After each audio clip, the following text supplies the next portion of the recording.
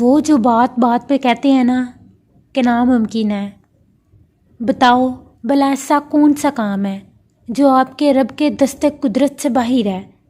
ایسی کون سی شے ہے جسے وہ عطا کرنے پر قادر نہیں؟ اور ایسی کون سی کہانی ہے جسے وہ مکمل نہیں کر سکتا؟ یاد رکھو، یہ ممکن ناممکن کے خوف میں ہم مبتلا ہو جاتے ہیں کہ پتہ نہیں یہ ہوگا کہ نہیں، پتہ نہیں ملے گا بھی یا نہیں، پتہ نہیں دعا قبول ہوگی بھی یا نہیں۔ ہاتھ پھیلانے سے پہلے ہی نا امیدی آ جاتی ہے ہمارے اندر، مانگنے سے پہلے ہی مایوس ہو جاتے ہیں کہ ہمارے ایسے مقدر کہاں۔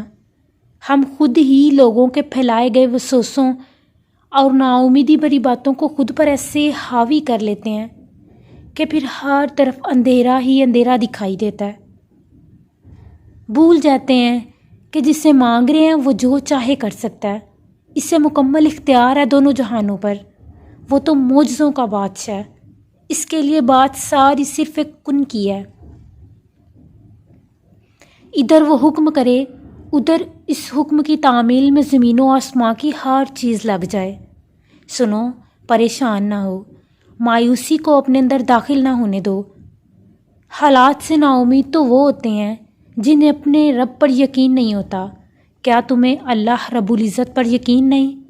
کیا تمہیں لگتا ہے کہ وہ تمہیں تنہا چھوڑ دے گا، یوں ہی دنیا کے سامنے رسوا ہونے دے گا؟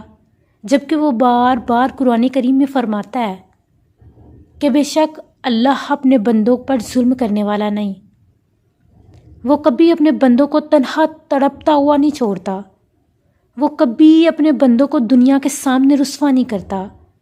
وہ تو تم سے فرماتا ہے کہ جہاں کہیں بھی تم ہو میں تمہارے ساتھ ہوں، اور یاد رکھو کہ تمہارا رب بھولنے والا نہیں۔